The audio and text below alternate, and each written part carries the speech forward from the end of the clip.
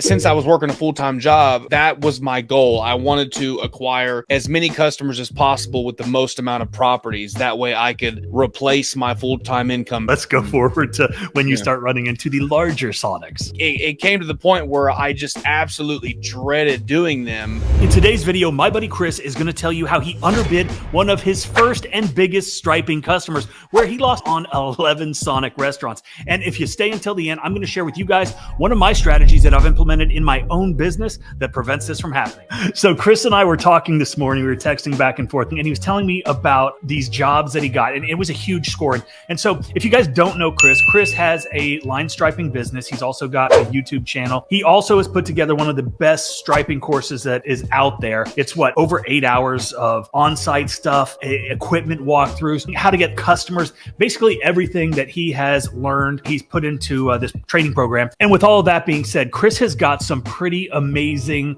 techniques that he's developed. And I am an old person, and I've been doing this for a long time. And I kind of pride myself on being really good at marketing, really good at sales, but you can teach an old dog new tricks. And Chris actually taught me something, and I'm not going to share it here, but this little magic trick that he has developed and kind of refined landed him. How many of these Sonics did you land from this?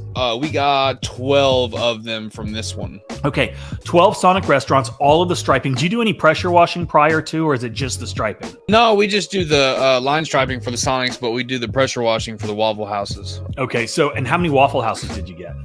We have 11 of those. So you've got all the Sonics, you've got a bunch of Waffle Houses.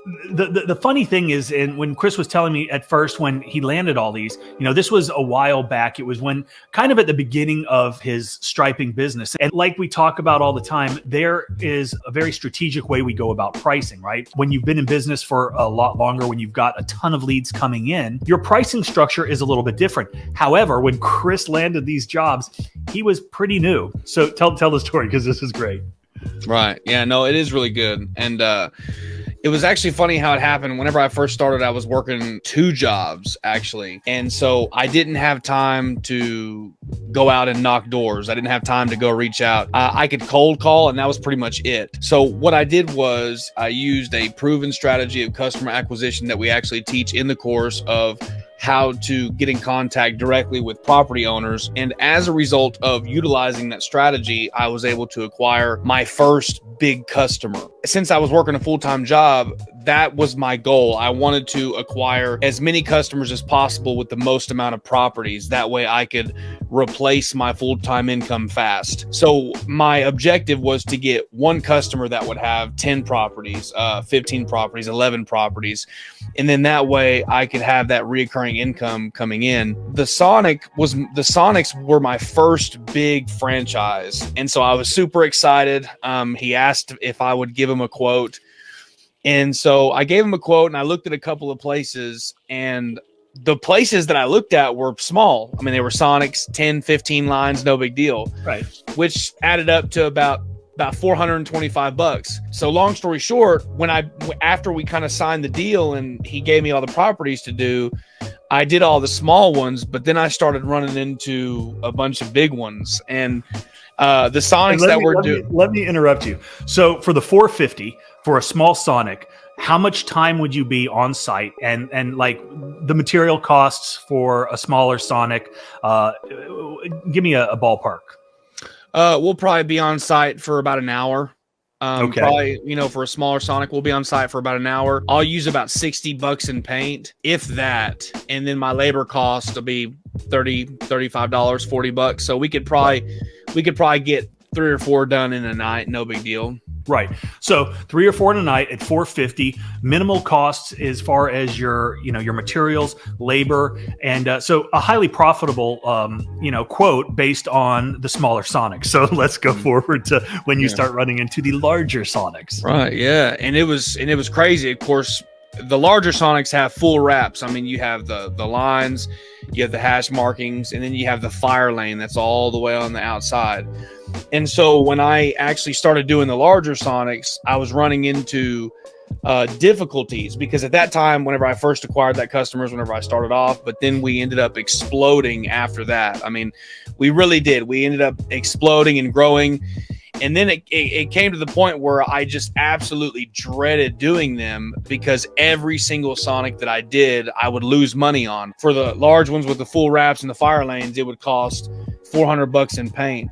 And so, which I should have been charging about $1,200 to $1,300 on those ones, which luckily there's only a few and it was a lesson learned. So we got about maybe 2 or 3 more left to do. I just built them with 2 last night. So we're almost done with him. So I told him that whenever we go into the next year, that I'm actually going to charge him almost triple than what I did. So right. I was just at a quote today, and I was giving an estimate on roof cleaning, right? For an apartment complex, they've got 18 buildings. Now, there are, I think, 2 different size buildings.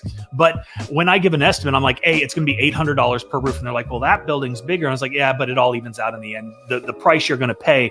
So you send over the $450 per restaurant, and he jumped on it immediately, right? Yeah, he sure did.